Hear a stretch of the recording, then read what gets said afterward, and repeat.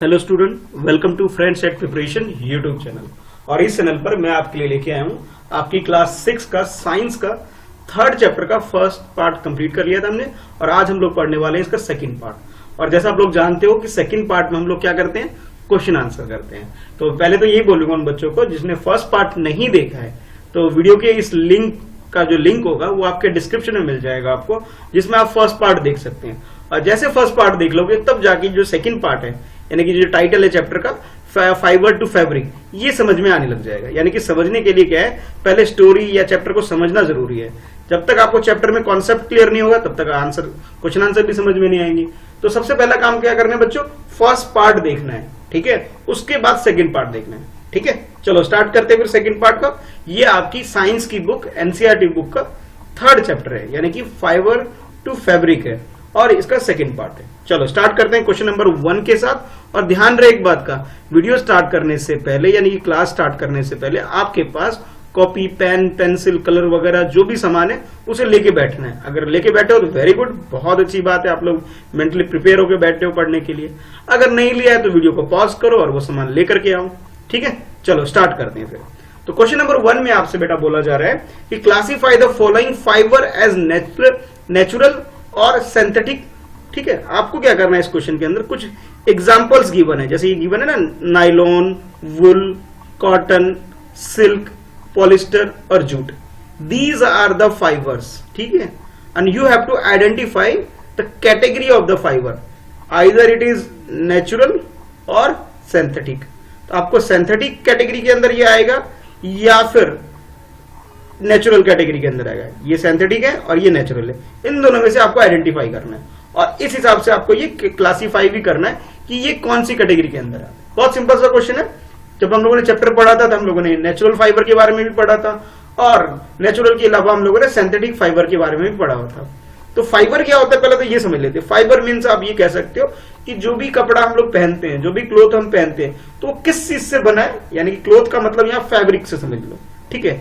और फाइबर का मतलब आप यहाँ पे क्या समझ सकते हो कि भाई ये जो मटेरियल, कपड़ा या जो भी चीज हम पहनते हैं, ये किस चीज से बना है, ये फाइबर से बना है। और फाइबर क्या होता है, फाइबर एक तरह से आप ये कह सकते हो बेटा, यानी कि जो धागा या थ्रेड होता है उस चीज से कंबाइंड होकर के निटिंग के द्वारा या गिनिंग प्रोसेस के द्वारा फाइबर बनता है, ठीक है। ये दो प्रोसेस मैंने एक एग्जांपल के रूप में आपको बता दिए, उससे बनता है। Natural fibre are those fibre which we get from the nature.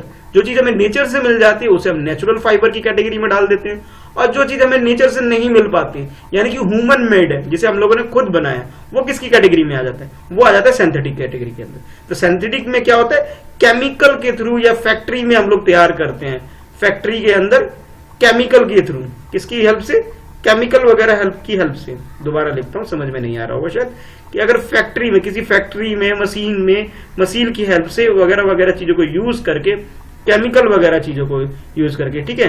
तो जब हम इसे तैयार करते हैं फाइबर को, वो तो हो गया भाई सिंथेटिक। और नेचुरल क्या होता है, नेचुरल भाई हमें नेचर से मिलता है। नेचर में हमें दो तरीके से मिल सकता है, आइदर प्लांट से मिल सकता है हमें फाइबर, या फिर प्लांट के अलावा किससे मिल सकता है, एनिमल से मिल सकता है। ये दो कैटेगरी हो गई। तो अब थोड़ा सा कॉन्सेप्ट क्लियर हो गया होगा कि जब हम प्लांट से और एनिमल से मिलता है जो फाइबर, उसे तो हम बोलते हैं नेचुरल फाइबर, और जो हमें किससे मिलता है, प्लांट से और एनिमल से ना मिलके अगर हम उसे किसी केमिकल के थ्रू बनाते हैं, किसी मटेरियल के थ्रू बनाते हैं, कहने का मतलब है साइंस का यूज करके, साइंटिफिक तरीके से यूज बनाते हैं, तो वो क्या होगा, हमारा सिंथेटिक फाइबर हो गया, ठीक है। ये तो इनके बारे में थोड़ा सा बेसिक मैंने बता दिया।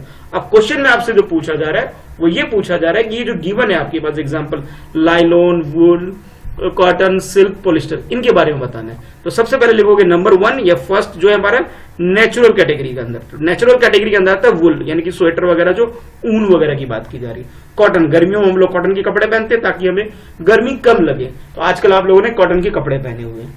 और सिल्क जो कि हमें एनिमल वगैरह से मिल जाते हैं। जूट हमें प्लांट वगैरह से मिल जाते हैं, ठीक है। तो ये जो चार कैटेगरी है इसके अंदर, ये किसकी, कौन सी कैटेगरी के अंदर आती है, नेचर, या फिर नेचर से हमें मिलती है, कहने का मतलब है ये नेचुरल फाइबर से, ये ठीक है बेटा। ये चार, these 4 are the natural fibres, ठीक है।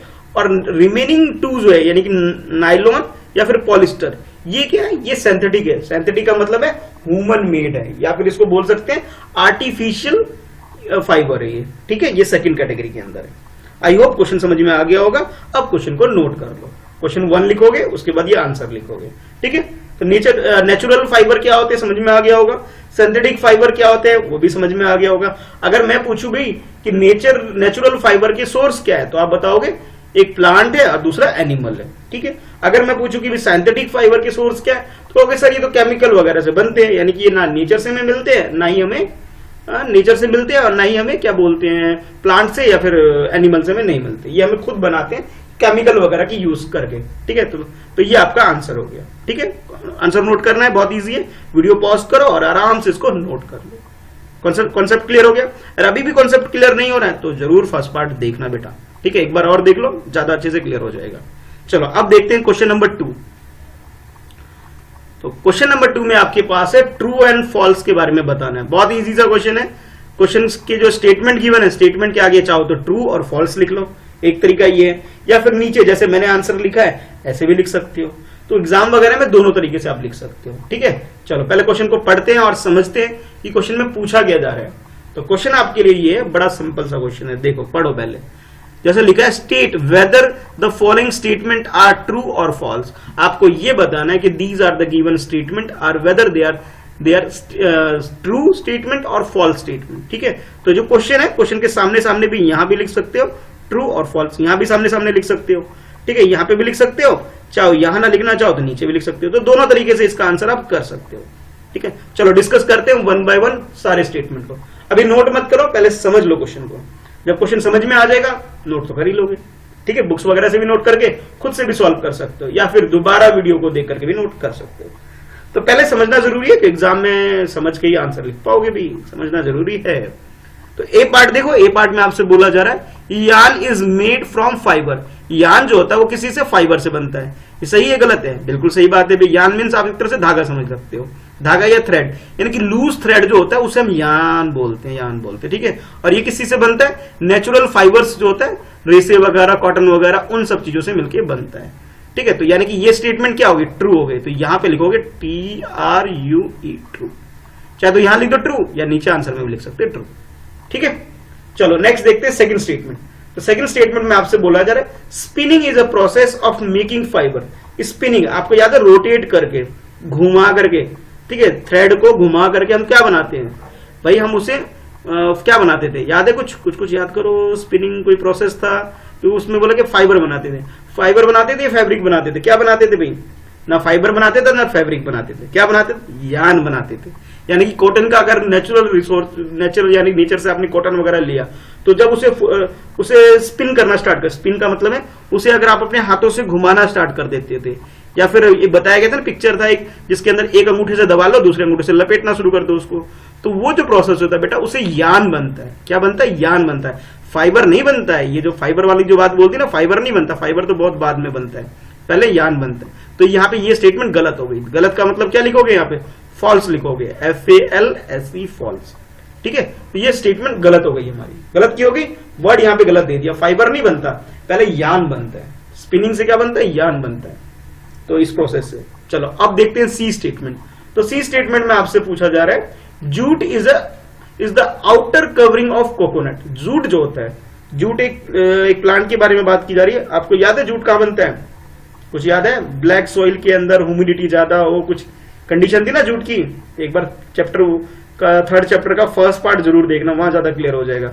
जूट बेटा एक प्लांट होता है जो कि बिहार, वेस्ट बंगाल और असम के अंदर होता है मेनली, ठीक है। तो जूट एक प्लांट होता है। उस प्लांट से क्या होता है, उसकी जो लेयर्स होती है, लेयर्स के माने जो उसकी स्टीम्स होती है, उसको क्या करते हैं, कुछ दिनों के लिए तोड़ के पहले पानी में डाल देते हैं, और पानी में डालने के बाद उसको बाहर निकालते हैं, सुखाते हैं, फिर उसे चटाई वगैरह या फिर कोई भी डलिया वलिया या कोई भी आइटम हम लोग बना सकते हैं। सूप वगैरह भी बनता है, और बहुत सारे सूप, वो पीने वाला सूप नहीं, एक बर्तन होता है जिससे चावल, धान वगैरह किसान लोग मतलब अलग करते हैं दाने उससे। तो वो सब चीजें इससे बनती है। किससे बनती है? जूट से बनती है। तो जूट जो होता है वो कोकोनट के ट्री से नहीं मिलता हमें, कोकोनट से उसका कोई लेना देना नहीं है, ठीक है। तो यानी कि जो सी स्टेटमेंट हो गया ये फॉल्स हो गया। जूट एक अपने आप में एक प्लांट होता है बेटा, छोटा सा प्लांट होता है, बाद में बड़ा होता है, और उसके बाद उसकी जो टहनियों को या फिर उसके स्टीम्स को, उसके तने को तोड़ के हम लोग क्या करते हैं, पानी में डाल देते हैं। अब पानी में डालने के बाद कुछ दिनों के बाद जब वो इसे निकाल के धूप में सुखाते हैं, फिर वो ब्राउन ब्राउन टाइप का हो जाता है, फिर उससे अपने यूजफुल मटेरियल बना सकते हैं। आप लोगों ने जूट के बैग वगैरह देखा होगा, ठीक है, ज्योमेट्री बॉक्स भी आने लग गया आजकल, पाउच भी आने लग गए हैं जूट के, तो आप लोग भी यूज कर सकते हो उसे, ठीक है। तो सी स्टेटमेंट जो बेटा वो फॉल्स हो गया, यानी कि कोकोनट से इसका कोई लेना देना नहीं है। ये बोल रहा है ना कोकोनट का आउटर लेयर होता है, नहीं भाई बिल्कुल नहीं, जूट एक ट्री होता है, एक प्लांट होता है, उसका है।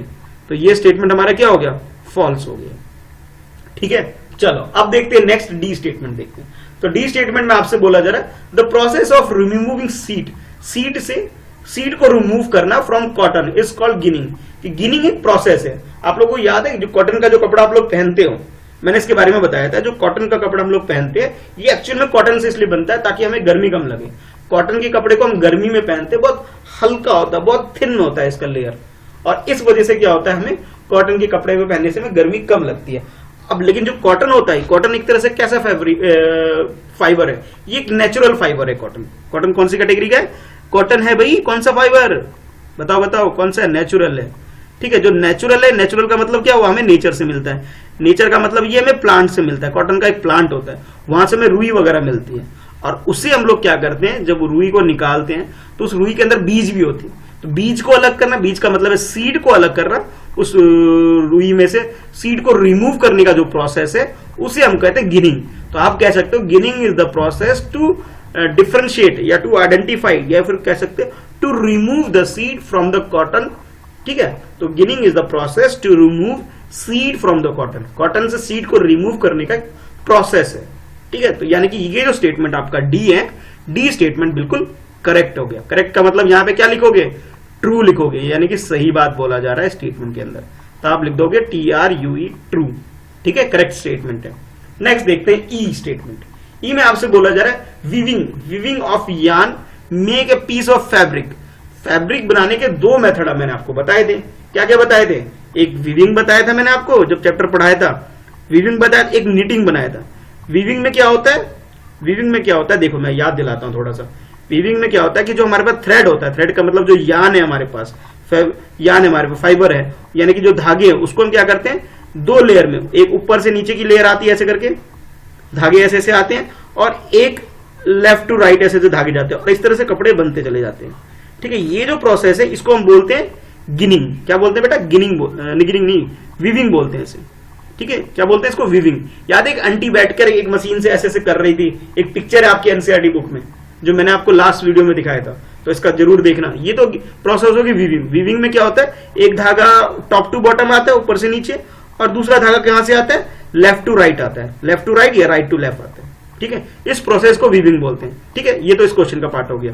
अच्छा, एक और प्रोसेस हो सकता है जो इस क्वेश्चन में नहीं है पर मैं बताना चाहता हूं, निटिंग। निटिंग में क्या होता है, स्वेटर बनाते हैं, तो निटिंग में आपकी मम्मी वगैरह स्वेटर जो बनाती है पहले इधर से बुनते चली जाती है, फिर पहले left to right, right to फिर लेफ्ट बुनती हुई आती है, फिर धागा ऐसे ऐसे ऐसे ऐसे ऐसे ऐसे ऐसे गांठें बनती चली जाती है, ऐसे ऐसे ऐसे ऐसे चलता रहता है। यानी स्वेटर बुनने का जो तरीका होता है बेटा ऐसे, left to right, right to left, left to right, right to left. जो पल्ला वगैरह बोलते हैं, मम्मी से पूछना क्या बोलते हैं पल्ला वगैरह, कि पहले लेफ्ट पल्ला फिर राइट पल्ला, फिर ऐसे करते हैं, उल्टा करते हैं, वगैरह वगैरह वगैरह ऐसे बोलते हैं, ठीक है। तो मम्मी दीदी जो घर में बड़े हैं उनसे पूछना, वो लोग आपको जरूर बताएंगे। तो इसमें जो धागा, या धागे का मतलब है या ऊन जो होता है जिसे हम यूज करते हैं, पहले लेफ्ट टू राइट जाते हैं, फिर राइट टू लेफ्ट, इस तरह से रोटेट करते रहते हैं।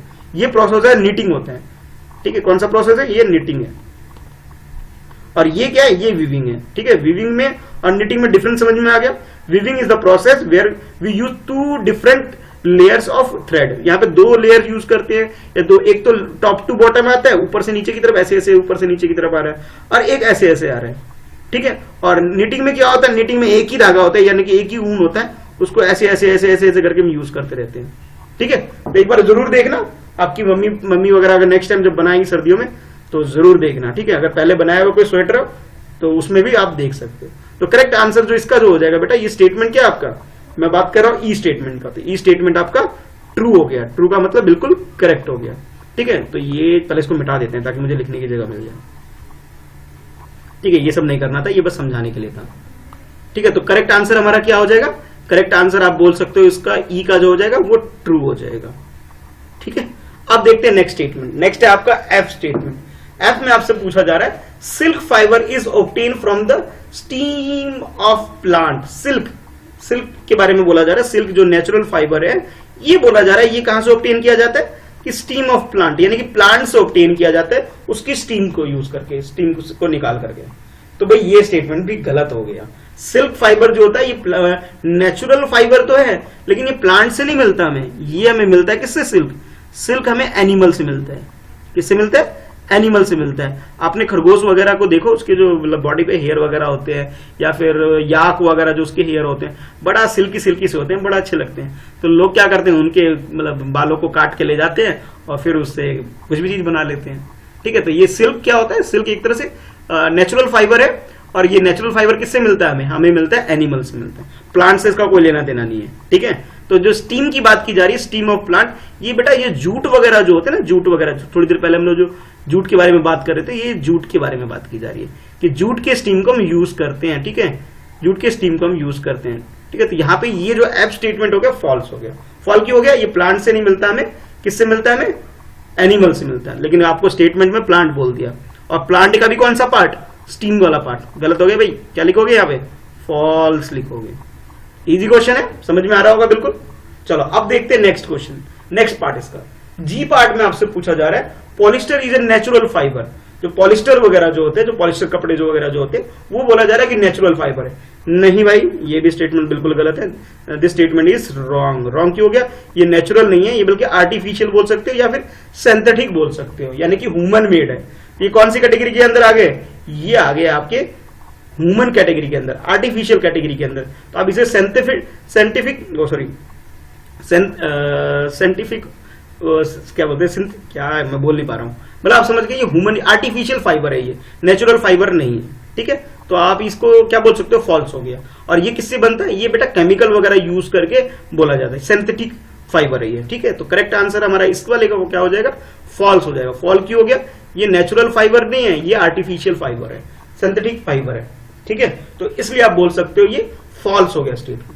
करेक्ट, समझ में आ गया होगा क्या बताना चाह रहा हूं मैं, कि पॉलिस्टर, नायलॉन वगैरह जो चीजें होती है, ये केमिकल वगैरह से बनता है, यानी कि ये प्लांट और एनिमल से नहीं बनता। ये किस चीज से बनता है? ये भी केमिकल वगैरह को यूज करके बनता है। तो इस हिसाब से आपका जी वाला जो स्टेटमेंट है वो फॉल्स हो गया। आई होप क्लियर हो गया होगा ये सारे के सारे स्टेटमेंट।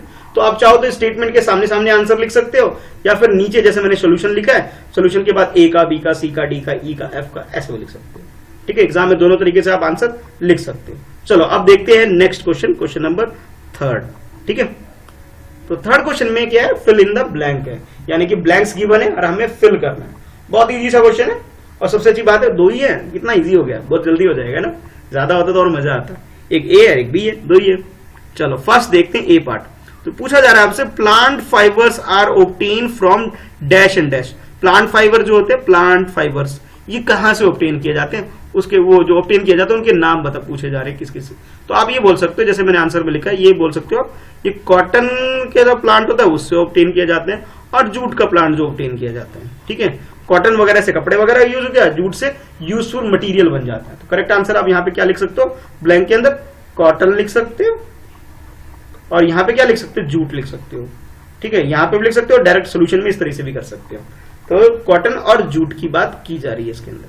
ठीक है, कॉटन से क्या होता है? कपड़े वगैरह, शर्ट वगैरह बन जाते हैं हमारे लिए, और जूट से हमारे लिए carry bag, geometry box, purse वगैरह, लेडीज पर्स, और बहुत सारे मटेरियल बन जाते हैं। बर्तन वगैरह ही बनते थे पुराने टाइम पे, आजकल तो स्टील के बर्तन है, पहले नहीं हुआ करते थे, पहले इन सब चीजों का इस्तेमाल कर लिया जाता था। ठीक है, तो कॉटन और जूट इसका आंसर में आप फिल कर सकते हैं। अच्छा बी देखते हैं। बी में आपसे पूछा जा रहा है, animal fibers are dash and dash. तो एनिमल फाइबर कौन कौन से होते हैं आपको ये बताना है। तो याद करो, स्वेटर वगैरह जो बुनते हो वो किससे? वो ऊन वगैरह। तो ऊन कहां से मिलते हैं? भेड़े से मिलती है, याक से मिलते हैं। ठीक है, तो वो वूल कहां से मिलता है हमें? वूल हमें एनिमल वगैरह से मिल जाते हैं। ठीक है, और सिल्क, जो सिल्की जो कपड़े, साड़ी वगैरह जो होते हैं बनते हैं, कुछ जैसे आसाम में भी ये मतलब है सिल्क, और भी बहुत सारी जगह सिल्क कुछ प्लांट, कीड़े वगैरह, कीड़े होते हैं, कीड़े से भी सिल्क बनता है। और दूसरा आप बोल सकते हैं, कीड़े के अलावा कुछ एनिमल्स होते हैं उनके, जैसे रैबिट वगैरह, उनके बाल वगैरह बड़ा सिल्की होते हैं, तो वो उसको यूज करके भी कपड़े बनाए जाते हैं। तो इसका आंसर लिख सकते हो। एनिमल फाइबर की एग्जाम्पल क्या है? वो है आपका सिल्क। फर्स्ट लिख दिया मैंने सिल्क, और सेकंड लिख दिया मैंने वुल। वुल यानी कि ऊन की बात की जा रही है। ठीक है, तो इस तरह से अपना आंसर लिख सकते हो। वीडियो पॉज करो और आंसर लिख लो, इजी है ना। चलो अब देखते हैं नेक्स्ट, यानी कि क्वेश्चन नंबर 4 देखते हैं। और क्वेश्चन नंबर 4 में आपसे पूछा जा रहा है from which part of the plant cotton and jute are obtain, यानी कि कौन से पार्ट से, मतलब कौन से पार्ट से आपको ये पूछा जा रहा है कि आप ऑब्टेन करते हो plant cotton and jute are obtain. ठीक है, ये पूछा जा रहा है। तो आपको वो पार्ट बताने भाई कि भाई प्लांट के किस पार्ट से कॉटन को ऑब्टेन करते हो और किस पार्ट से जूट को ऑब्टेन करते हो।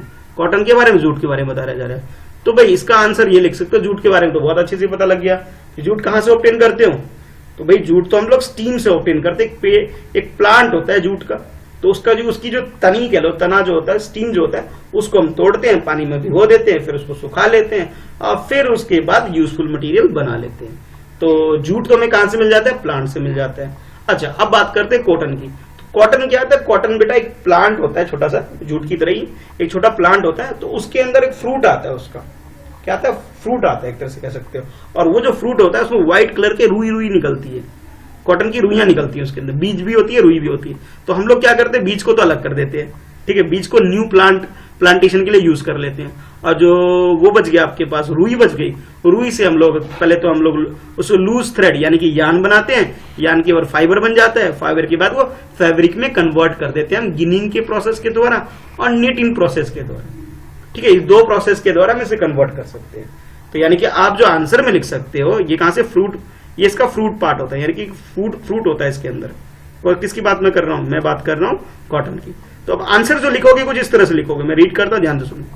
तो क्वेश्चन में आंसर लिखोगे, सोल्यूशन लिख लो या आंसर लिख लो, एक ही बात है।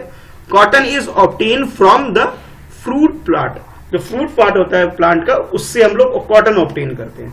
ठीक है, अच्छा, ऑफ द प्लांट। और जूट की अगर हम बात करें तो jute is obtain from the steam part of plant. जैसे मान लो एक ट्री बनाता हूं, और थोड़ा सा छोटा सा ट्री बनेगा, ड्राइंग जैसी बन जाए, बोलना मत सर गंदी ड्राइंग बनाई आपने। ठीक है, ये मान लो ये इसकी लीफ हो गई, ये इसकी लीफ हो गई, ये लीफ हो गई। ठीक है, मान लो ये फ्रूट हो गया, ये फ्रूट हो गया, ऐसे ऐसे ये ट्री है, मान लो ट्री नहीं, छोटा सा प्लांट है।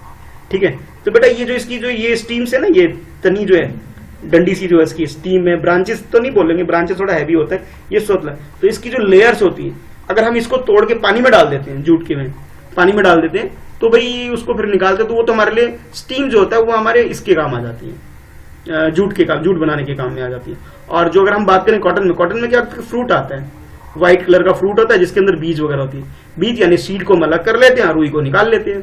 तो वो किस काम में आता है, वो कॉटन बनाने के, यानी कॉटन की पहले यान्स बनाओगे, लूज थ्रेड बनाओगे, तो लूज थ्रेड से फाइबर बनाओगे, और फाइबर के बाद वो फैब्रिक बन जाता है, फिर हम अपनी हमारे पसंद की ड्रेस बन जाती है इस हिसाब से।